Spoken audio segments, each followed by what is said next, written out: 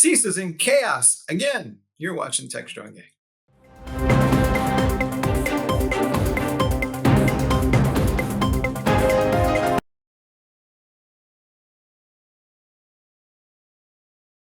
Hey, folks, welcome to the Techstrong Gang. Today we have some of our usual folks that you've seen before, John Schwartz and Ahola Ward and Fred Wilmot. And we're just going to dive right in because, well, truth is being stranger than fiction as usual. We have seen this past week the expiration of the CISA Act has been allowed to occur. And this was the act that we created under, I believe, the first Trump administration to share information among companies and governments and agencies to make ourselves more secure. We were going to be more resilient. Apparently, though, some folks took exception to what CISA was saying about the election, whether that constituted a cyber attack if you were spreading misinformation. And now Rand Paul is at the head of this committee that's basically saying that we are not going to renew this act until somebody puts in a clause that says that this will never be part of the mission. Fred, I cannot help but feel that we're kind of cutting off our nose to spite our face here a little bit. Yeah, absolutely. I think, there's a lot of shock and awe about what else is going on in the federal government at the moment. We're going to stay focused on CISA and CIS and some of the things that are pretty fundamental pillars in the nation's defense infrastructure. The CISA Act was designed to promote a way for public and private information sharing in order to characterize more effectively adversaries, their behaviors, and the tactics and techniques that they're using. Some of the challenges we have for today is we have created more nation-state aggressors in the last 15 years than the previous, and that's more important for us now than it ever has been. So there is a bit of irony to suggest that Cyber Awareness Month is going to happen this month, and CISA has a plan for this, et cetera, very exciting. And a $524 million new building to assemble all the CISA members in one place. Yet, now there's legal risk for us to consider ways for information sharing, and also the arbiter of the information sharing vetting process has been taken out of the loop. In addition to that, we have a notion of these organizations called ISACs. They're information sharing conglomerates. In essence, some of these are, there's a FS ISAC for financial services or a healthcare ISAC, right? So there are in each of the industries a broad representation of folks that participate in public-private collaboration in order to share information, share latest threats, share latest attacks, share best practices on the types of things in those industries that are insular to those industries about how they might be attacked. Operational technology, for example, is a key member of this. One of the challenges today is that also the sort of state and local government, right, the multi-state ISAC, has also been challenged in the support being cut for this. Part of that, like you said, Mike, is directly due to probably some things that may or may not be true, but irrelevant. The fact of the matter is that the funding that CIS was provided in order to participate with the MSISAC contributes to things like whether or not you use any of the benchmarking applications that CIS pushes out as well, which is foremost part of the fabric of making sure the ecosystem and the hygiene of things like operating systems and critical applications are secure. So now with that being dropped, state and local cybersecurity programs also are now sort of probably in some chaos about how they would think about some of the granting programs that might give them some more feedback, some more opportunity for cash influx. And consider that these tenets are basics for dealing with the fundamental risk. So if the CISO of Washington State, for example, had significant challenges and wanted to court other CISOs from that perspective, hey, good luck, right? Go after the folks that you know and collaborate with them. But now, you're a little bit on your own. The challenge we have here is in a time and place when you start to see that 49% of CISO's budgets are being either stagnated or declining, and you're expecting the private sector to pick up the things that the public sector is not providing at this moment in the federal government, and that is a recipe for absolute chaos. Mhm. So this is really at its core a national security issue, and yet we seem to be wrapped up in little political mandates that are kind of hurting us to the extreme. And there's a couple of things in here, John, I'd love to get your opinion about. But is the way forward for this thing is that we just scrap CISA and somebody else will come up with some other agency that does something similar but with a different title and maybe a slightly narrower mission? Or will Congress eventually sort this thing out? Yeah, they can go down two paths, and I think they're going to probably take the latter path after there's some sort of cataclysmic event or something that's incredibly embarrassing because, they had a good thing going with CISA. And I know the topic at RSA back in April in San Francisco, we did a segment on this, was just the dismantling of this organization and this cooperative that was working and it was lauded. And now it's as you said in the opener, it's chaos all over again. And whether there is a separate organization created or a partnership created, I don't know. In this climate, I don't think much of anything is going to get accomplished. I mean, for God's sakes, our government shut down. This was, I mean, they created CISA and they destroyed CISA for political as well as other reasons, mainly political, in my opinion. Um, I don't think this is going to lead to anything good. They're only going to. We talked about this yesterday. People usually act, and organizations only act when there is some sort of embarrassing incident that forces them to act. And I think we're going down that road. So, to your point about Congress that, is playing politics, hackers popping champagne. exactly, pretty Yes, much the case. exactly. I wish it was just hackers. I think it's nation states and very bad actors indeed. But to put a finer point on this thing, um, no company, I don't think, Fred, is going to voluntarily share that they got breached because they're going to be worried that some regulatory body is going to be on their case and they're going to get fined for it. So if we don't have a framework for that, will everybody just retreat to their respective corners and keep all their threat information secret to themselves? I think you've got two major potential outcomes of the lack of this, the lack of the steel thread here that binds this in the industry. The first of which is all of the private companies and public companies are going to find ways to collaborate in ways that are not transparent to anyone else outside. Maybe the ISACs acts continue to persist. There is a cash to play in some of these, others are free. The second part of that is the collaboration with, this is actually the most important part in my mind, the collaboration with the federal government, aka disclosing some of the relevant details about things that have happened, right? There are historical events where, when the FBI recognizes that you might have been compromised, right, or you're a member of the Defense Industrial Base, there is collaboration that happens there. The NTOC and other organizations will facilitate both sharing information, and also they'll come in and support in breach response in those cases, sort of like the U.S. Postal Service. Consider that the team and task force of folks that are generally, sort of mandated around managing the SOC part of that, the CERT part of that problem space, which is the emergency response part of that. Couple that with the lack of information sharing, right? That is now inevitably going to happen because, like you said, there is liability associated with information sharing, whether it's to your insurer, broker, provider, or the federal government, right? And fault to be found.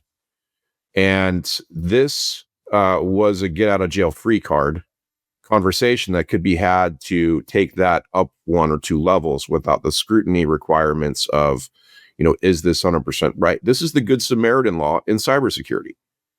And in this particular case, when you remove that, this is exactly what happens. Oh, hey, that's a horrible wreck on the side of the road. But I mean, if I show up there, I'm going to jail. I hate to do it morally, but, and that's what this potentially could do. The reflexive might be, there's going to be a new organization. It's not going to be, a federal mandate. It'll be something ascribed to by, the largest companies in the world. But also there's a level of oversight around some of that requirement that I think is, important to have. And so as we enter this era with AI, and we have some of the largest companies in the world doing things in this sort of set of circumstances, it's incredibly important for that transparency and also that collaboration to be something that we don't take away the Good Samaritan law. Is there an opportunity, and I'll ask John this, and then maybe Fred can weigh in a little bit, but for some sort of international body to step in here, the issues that we're talking about, not just to the US, I mean, every Western democracy and countries in Africa all have the same issues. So we have things like the Five Eyes organization. Is there some room, John, do you think, in the world to create something that feels like CISA, but at a bigger scale, but maybe it doesn't address some of the liability issues, but at least it's something? Yeah, conceivably. I mean, even last week, remember at the UN, the General Assembly had this idea. It's kind of a pie in the sky idea about oversight of AI in terms of responsible use. I think if Europe is a leader, although the United States is on an island, this is where I put my Allen hat on, right? This is that we're in an island, we're going it alone, so we're not going to encourage this. But I do think, in terms of Europe, maybe general something. I don't have a high degree of hope that it's going to happen. I mean, I hope it does. Maybe someone will fill the void because, and if almost every instance involving this country, not just cybersecurity, somebody else is filling the void because we've abdicated it or vacated it. I don't know. What do you think, Fred? I think you're 100% right. There's an opportunity for that. Europe moves much slower in progress, largely, and Anna will love this, in part to things like privacy and paying attention to the rights that we violate or give up. But in addition to that, a part of the challenge is, right, when we look at this as a U.S. problem, not only is it in our best interest because of our situation and the amount of infrastructure of the internet that we own, manage, maintain, whatever you want to call it, it's a fundamental requirement for us, right? It is a brokered chip in the biggest game there is on the planet. And we're, woefully giving it away. There are some things that Europe is doing in order to deal with some of the repercussions of breaking up things like what does a national vulnerability database look like when, we don't support CVEs and things like this. But that challenge, that adoption is a 5 and 10 year problem space. Right. So it's not just can they evolve it and get something more, or something, right, to fill the gaps. It's the time that it will take and the damage done in between versus the maintenance and, and the infrastructure required to do such a thing on our behalf. So I think it's super short-sighted, right? Mike, you mentioned cutting your nose off to spite your face. In my book, this is 100% giving away both our, our credibility, but also, our ability to defend and protect the United States and the government infrastructure, as well as the civilian infrastructure that support it. All right, let me throw out a theoretical just for grins and see if it holds any water. But let's say that I have an organization and they are victimized by an attack. And then they have a lawyer who's somewhat enterprising who then files a lawsuit or maybe first files a Freedom of Information request to determine what the government knew or did not know about this type of attack, and then sues said government because it didn't disclose the fact that it knew that this attack vector was out there and failed to share that information and therefore is jointly responsibility for the liability to that organization's pain. So, Fred, is that a feasible court case that some enterprising lawyer might file? 100%. I'm sure that would happen. In fact, it could become, just as we look at multiple things hit by multiple types of ransomware, for example, that could become a class action, right? And a whole bunch of other things that go along with it. Absolutely. Mm-hmm. Now, the sad part about this is the average person doesn't seem to understand that the country is really under threat from all this stuff. I mean, here in New York, we're all still talking about these SIM cards that were found outside the United Nations in New York and New Jersey, where at least the thought is that they belong to some sort of foreign actor out there. And I won't point fingers at a country yet, but we all pretty much have a good idea where that one's coming from. Um, is this ever going to get to the level where the average person recognizes the fact that their company is under threat? That's their livelihood. And if I take a company offline for a week and they don't have enough, can't generate any revenues, people are going to get laid off. Yeah, they're gonna. So I have this theory, and we've written about this over the years, is that individuals, when it comes to cybersecurity, privacy, personal information, they don't really care. The rank and file really don't care unless they are directly affected, and they're only only care unless they're made whole, and then they move on and they have a very short memory. So there might be a huge incident. There have been over the years that have affected millions of Americans, and eventually they forget about it and they go back to their old habits. And I suspect this will happen, or if their company is affected, they go to the B choice, the plan B. So, the one thing, Mike, that's so scary to me, and you talked about the nation states getting involved.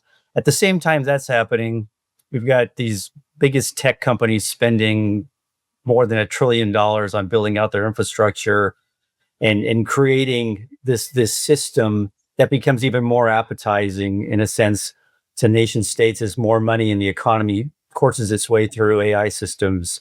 And I just think it's a collision course that's inevitably going to happen in some sort of form or way. All right. And before the show, we discussed the fact that security is not your jam. But as you listen to all of this, what's your take? I mean, to me, it's like we're begging for a cyber war. Letting CISA expire is like cutting your phone lines mid cyber war. Like you're essentially saying you're open for business as a country. This is not politics. This is like beyond that. But I don't think that our legislators get that, and that's kind of scary. I've learned a lot this segment, guys, but I am one of those who does not pay attention to security necessarily as much as I should, but I definitely am going to be keeping an eye on this because this is very eye-opening as to where we are as a country. Friend, I've met many cybersecurity people, as have you, and they come in all flavors, and some are red and some are blue. But will they kind of suspend their political discussion amongst themselves to maybe quietly have these conversations in the background about threats and things that they see because they do realize that they are mutually dependent on each other? Yeah, I think it's a good call out. The mission matters to a lot of people that do this job, do this work, right? It's not necessarily the title. It's not necessarily, there's not a lot of glory that comes with it, right? They do it because they believe in it, and there's definitely going to be, some collaboration and some getting together and do it. Before there was any of this existed a long time ago. Quick aside, Ira style. Quick aside. In the very early 1999 2000s, we lost a spy plane in China. It was a significant problem for us, and we weren't able to get it back. And this was the birth of hacktivism, right? And for the first time, probably ever, there were some nationalistic tendencies in the United States and other places versus the United States. And so there was, in essence, an ongoing cyber war between China, called Project China, and the United States. And it was off the grid after, 7 p.m. At whatever company you worked at, you were looking to take down infrastructure and help support the cause. Will something like that happen again? Yeah. I mean, I don't know if you know about the Cyber Mark and Reprisal Authorization Act. There's a new thing that's been pushed in Congress, basically, that will allow for or present basically a set of operators to have a letter of marque in similar sense to like the East India Company, if you will, to go and basically take on some of the things that are outside the jurisdiction, right, of the U.S. And so you can think about this. This is reprisal activities, right, in this sense. So just combine those two thoughts. Yes, there is definitely a culture that allows us to think about people outside the normal bounds will probably take this and be very offended by the fact that we are now at a significant disadvantage to other places. There are other things like the civilian reserve or auxiliary ISACs, people that are bonding together in different groups to talk about it. But then there's also this notion of getting a letter of marque that say, hey, look, you can actually go out and privateer, right, in some of these spaces. So we're going to see a lot of interesting things come out of this. I'm not sure good or bad, but you're definitely going to see some outcomes. All right, folks, you heard it here. Look, there's no two ways to sugarcoat this thing. Bad things are about to happen. If you're concerned about it, write an email to your local congressman, write an email to Rand Paul, or jump on that thing called Truth Social and tell the president directly how you feel about this. But I think you got to let these folks know that, hey, you know what? This is bad for all of us, regardless of what color you prefer to line up on behind. Anyway, we'll be back in a minute. Discover Techstrong Group, the epicenter of tech innovation. We're your go-to for reaching IT leaders and practitioners worldwide. Our secret? Impactful content that sparks awareness, engagement, and top-quality leads. With us, you'll access editorial websites, streaming videos, virtual events, custom content, analyst research, and more. Join our satisfied clients. Let's revolutionize your tech journey. Contact us today and tell your story to the world in the most powerful way with Techstrong Group. Hey folks, we're back and we're going to move on and talk a little bit about AI, but the folks over at Citi think that they are going to train all of their employees on the nuances of prompt engineering. John has a story about this on Techstrong.ai. John, is this the wave of the future? We're all going to get prompt engineering training courses in our companies? What do you think? I think if you're in the financial industry, maybe, yes. So Citicorp, JP Morgan, and Bank of America, to one extent or another, have mandated AI prompt training for their employees. In the case of Citicorp, on Tuesday, they announced that their 175,000 employees across 80 locations have to complete this coursework based on effective AI prompt creation. They call it a key skill for the future, or at least one of their executives did. So the initiative comes as Citi has already embraced AI tools in daily workflows. Through the first part of this year, their workers have entered more than 6.5 million prompts into the systems, and their AI systems, for tasks that normally took hours, and now they can be completed in minutes. So there is a broader trend in finance. As I mentioned last year, JP Morgan announced all new hires would receive AI training, including instruction and prompt engineering. There are other major corporations that have announced similar training efforts. There's Moderna, Verizon, and as I said, B of A.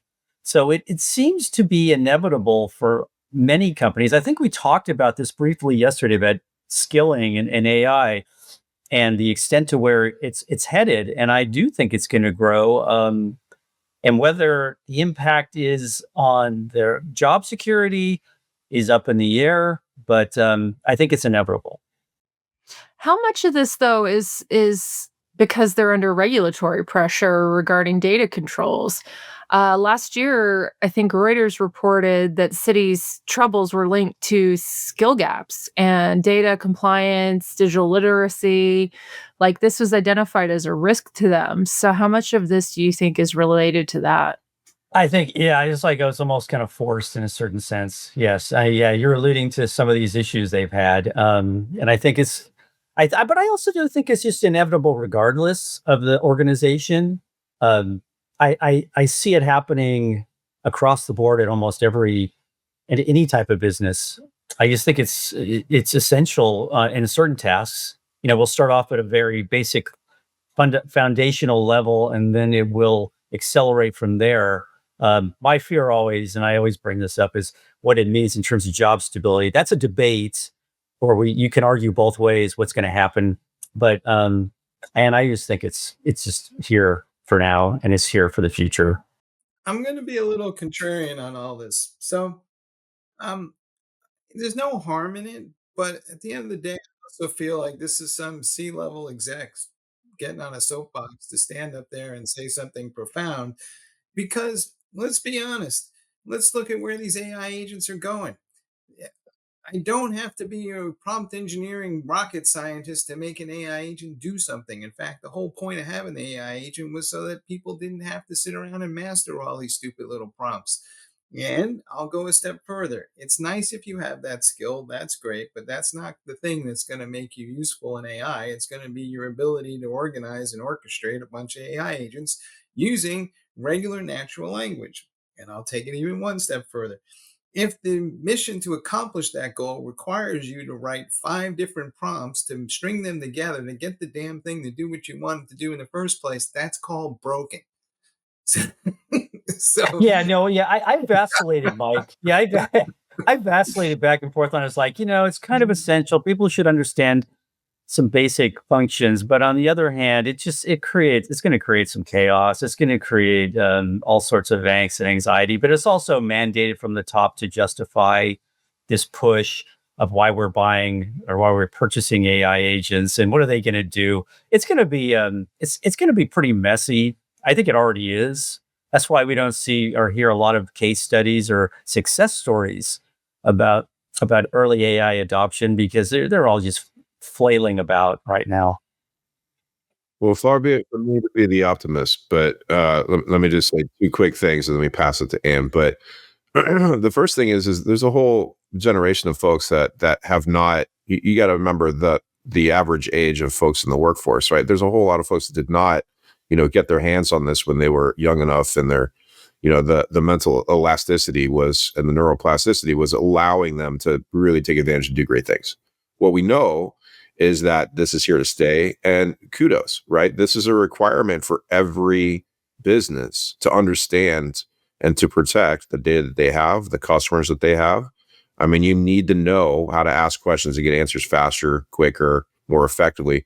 And it plays into the philosophy of really providing some good guardrails. And education is always the first exercise. If that doesn't go well, okay, then we put in different guardrails. But you have to start here. So I think it's terrific that at least whether it's a mandate or otherwise, these guys are leaning in here to help support the existing workforce, irrespective of what effect that has on the future workforce to make benefits. But I think it's great.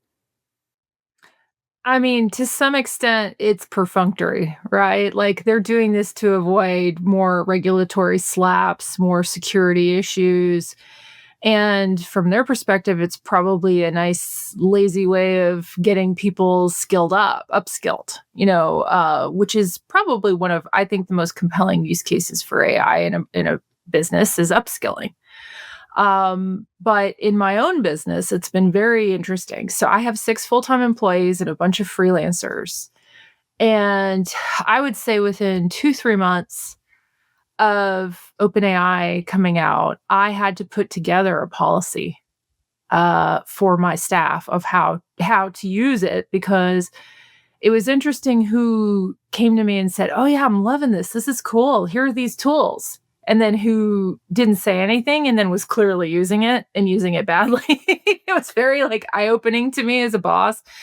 But I have had to terminate freelance writers for using it. And then the way I handled it with my clients is to say in my contracts, we will disclose the use of any AI tools, because I'm an agency. I run off human time. If I am going to not use human time, it is my duty to report that. Keep in mind, I'm from a family of auditors, fraud examiners. So that was how I chose to handle it. But I can only imagine how many businesses are never going to do that. We'll just use it and try and pass off AI as human. And to some degree, you can do that a little bit. But I think that there's a recipe for fraud here, especially when people are billing human time. I think there's an upside here in this regard, and I wish more companies would do this. AI creates the excuse to go back in and retrain everybody about how the business actually works. And there's so many people working in these organizations that kind of are just faking it.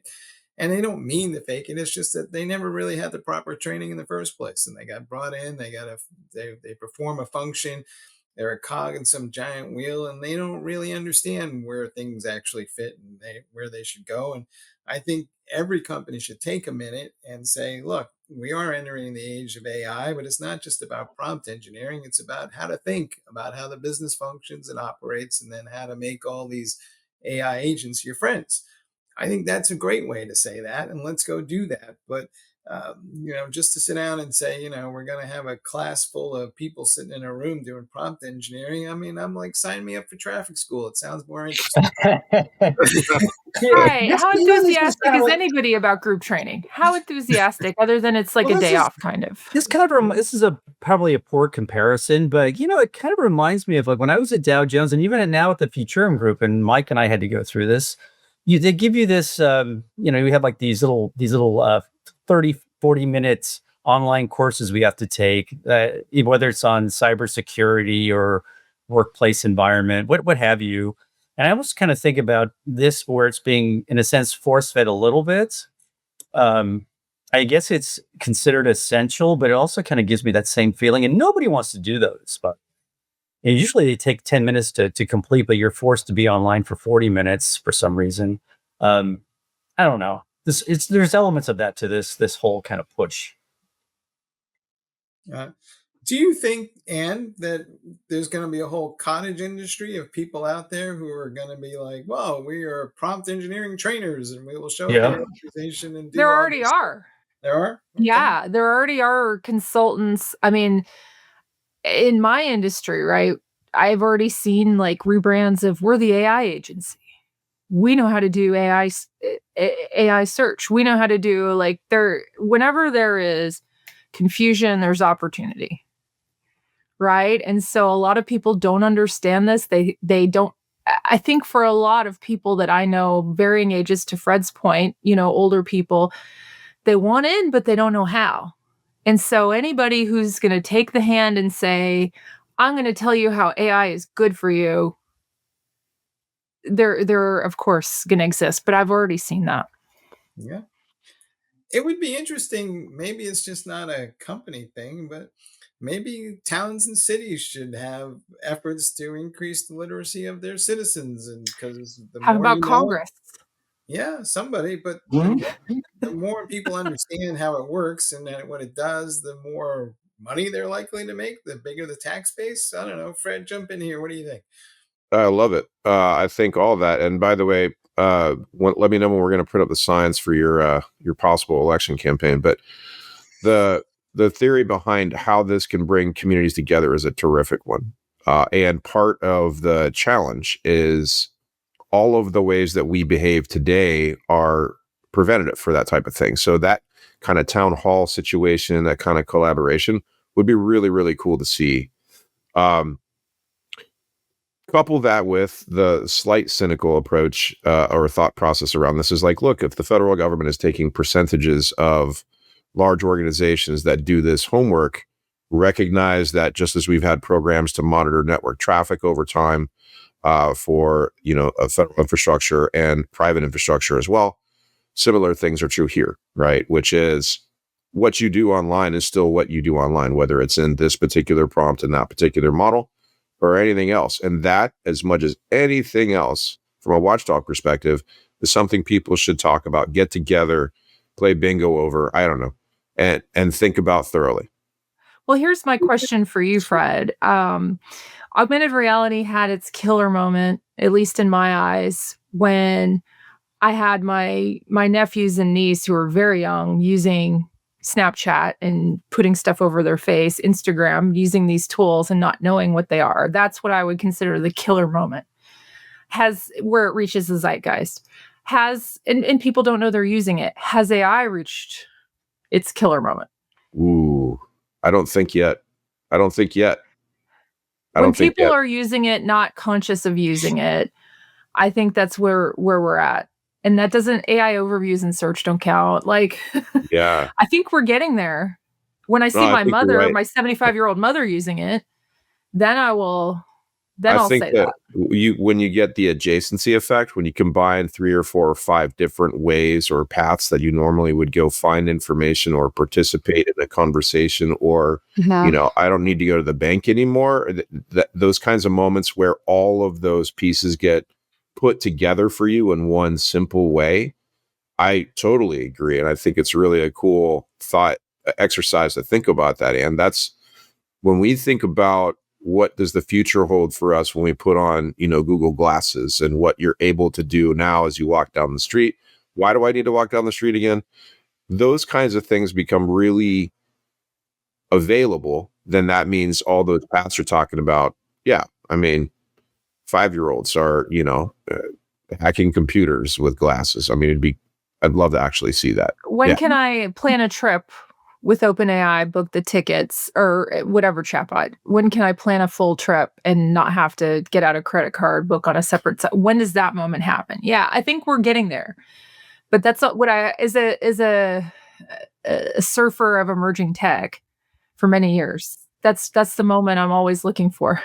I think we obsess a little bit too much about the disruption level because everybody's kind of freaking out about their jobs. But the truth of the matter is, we don't have enough people to fill up all the tasks that we need to do today. So we got to automate more of those tasks so that we don't have people sitting around doing mindless, crap all day long and doing something more meaningful and interesting that drives actual value. Well, I just says that yeah, that might be the upside of this. I mean, people who are resistant to change and they tend to be older people. Maybe in this case, it opens their eyes to what they can do now. It frees them up and leaves the menial stuff to the automation. I mean, there is a huge upside to this. Cautious optimism. Yeah. I mean, we're not shedding tears for the elevator operator or the horse buggy operator, right? And we know that these are the costs of innovation. I have a long, I, I have a long list of things I hate doing, and I put them on a list. So I'm waiting for an AI agent to do it for me. So the only thing I would say here is you guys are probably familiar, Meredith Whitaker, CEO of Signal, which may be the only, secure privacy thing, and for you, that is left around in our industry. And she had some really thoughtful words around agentic AI and what the implications are. Yes, I mean, almost to the exact case that John just described. What does it look like when you have the ability to, just go book a ticket, notify my friends, right? Plan the best itinerary for me, and so on and so forth. What does that require? Well, I'm gonna do that on my phone. Well, that requires that somebody has complete access to your credit card information, your banking information.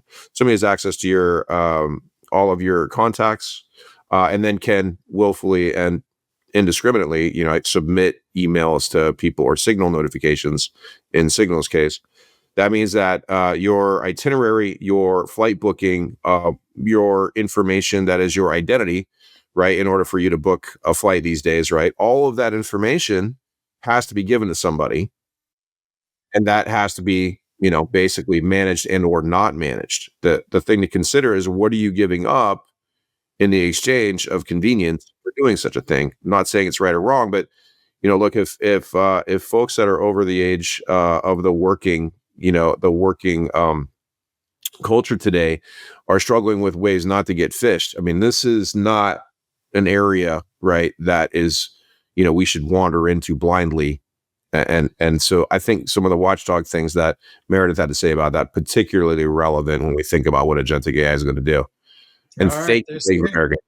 there are scary things and good things, and we're just going to have to experiment on each other and see how it goes. But we're really along on this block.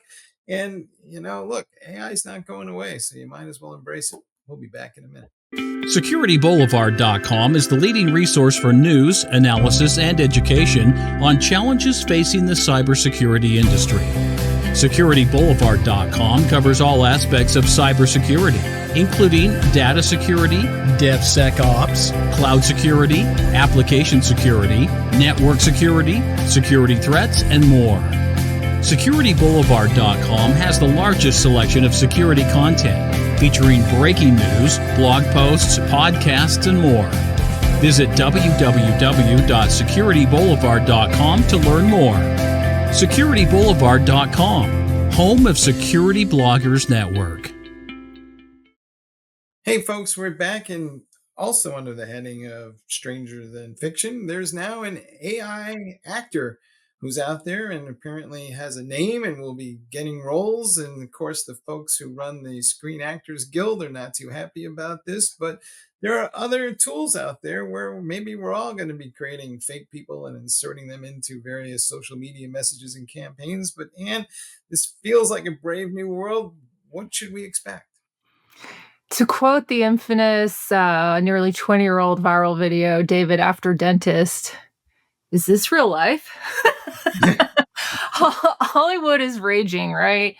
The synthetic actor Tilly Norwood has been slammed by SAG-AFTRA and stars like Natasha Lyonne as threats to real jobs and artistry. And the stories show the clash between AI and its power to democratize creativity and the fear that it could erase human talent.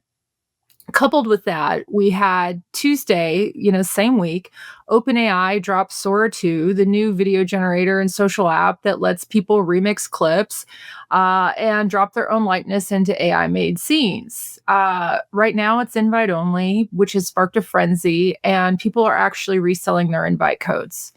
This is how popular it's become. But unlike TikTok or Reels, that also have these limited AI capabilities to create videos, Sora stands out because of the cameo feature. So you can drop your own face right into videos. And so this really made me think, okay, what happens to us when the majority of videos we consume are AI? And they're also highly personalized, this couples with the realization with Tilly Norwood that AI is already turning Hollywood into kind of a hall of mirrors, where the star and the story and the audience can actually all now be synthetic. So I think this just put to the forefront that our future of AI slop is going to get worse. And so I think the two coming out in the same week or happening the same week was very serendipitous. But I mean, the response and the backlash from Hollywood was palpable. And I think we're going to continue to see this. Although the creator said it was an art project, I think they were just, putting it out there to see. But I think it's very interesting where the future of entertainment is heading, as well as the future of social. What was really, I'm sorry to interrupt. What was really terrifying about the synthetic actress was that there was talent representatives who were interested in it.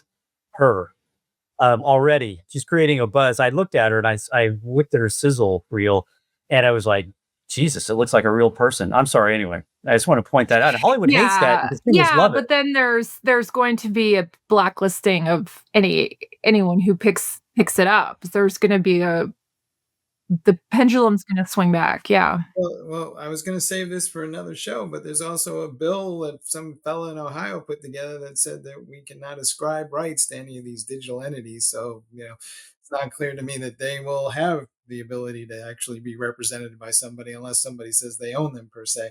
But here's the thing, Ann, and here's what I'm torn about. On the one hand, I kind of like the idea that people can create art and they don't need, $40 million budget to go make a movie, and it might be interesting and it might have a good story. To your other point, though, the odds of that happening means that they're so low that I'm going to be inundated with millions of bad movies that somebody created, just going to overwhelm the feeds, and I'll never find the good content because it'll be lost in a sea of slop.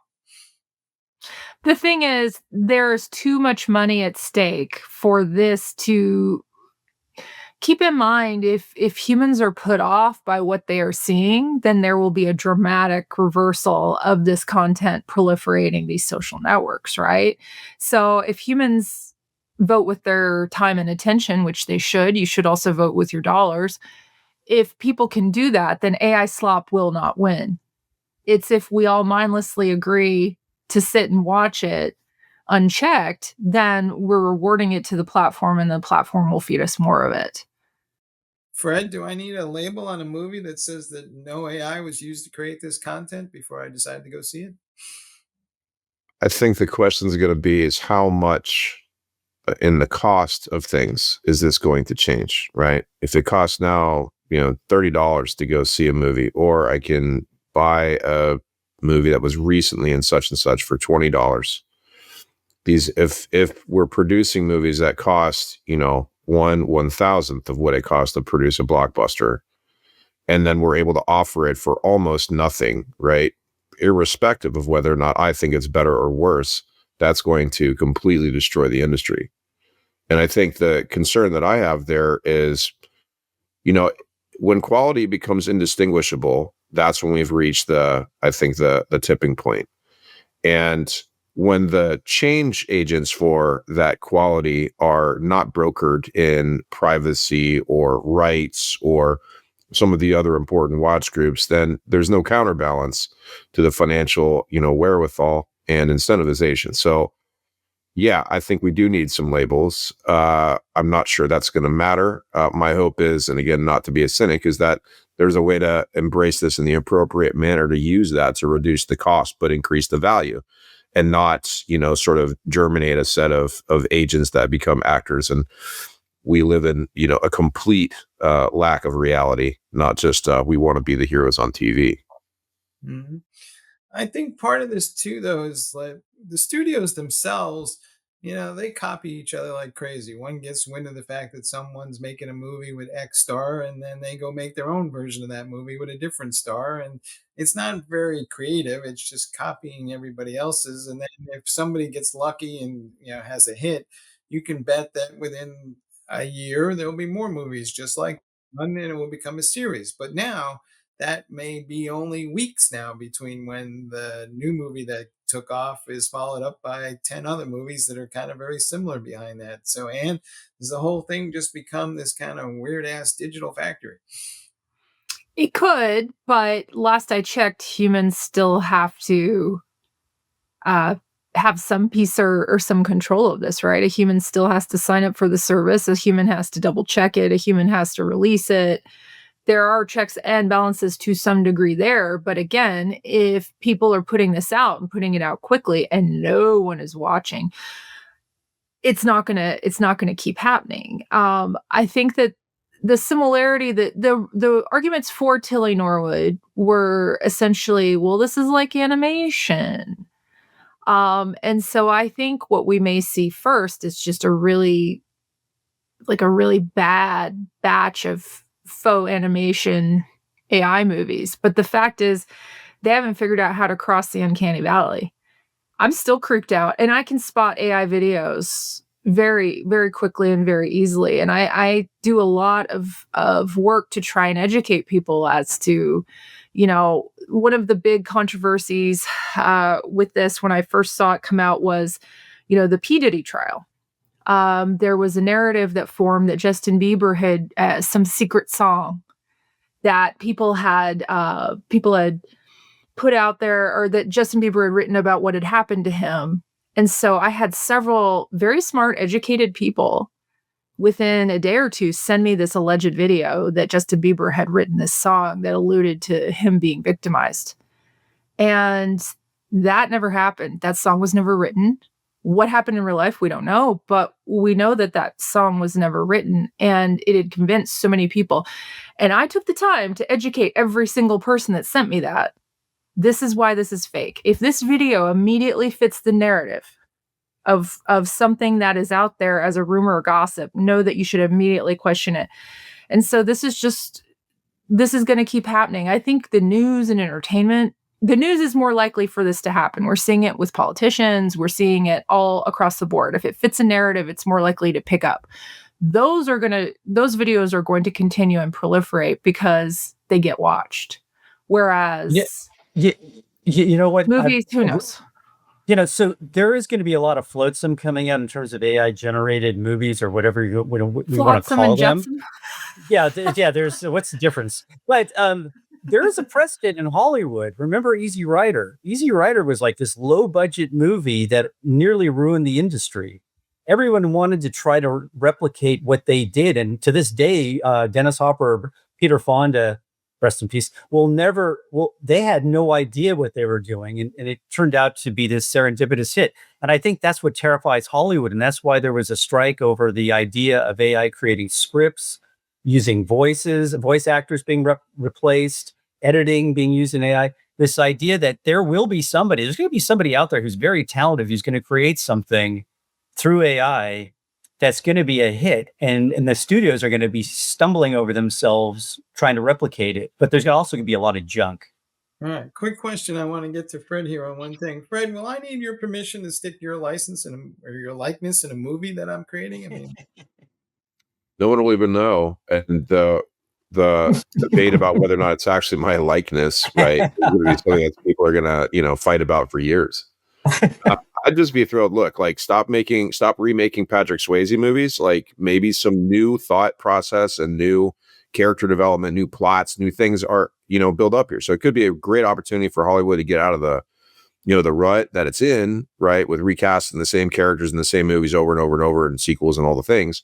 Make something new and make it innovative. And this is probably a good challenge for the narrative here for, if you're going to sit atop the class of this artistry, then you probably have to do better work. And so that's probably great too. I don't know if that's what's going to play out, but I think that's a positive opportunity here for Hollywood. All Glad right. we Hey, can agree that Roadhouse never needed a remake. No, terrible, terrible. That was wrong. That Red was Dawn, don't do upsetting. that. Terrible. I mean, everything. I'm not entirely sure it ever needed to be made, but that's your Yeah, they made in the first place. Mike, agree to disagree. Hey, I do want to thank our guests for sharing their knowledge and their insights. And I also want you to start thinking about, well, maybe what might Techstrong Gang the movie look like someday? Who knows? Maybe we'll find out. I want to thank everybody for watching, and please stay tuned for the rest of the Techstrong TV lineup. It's going to be awesome as usual, and we'll see you guys tomorrow.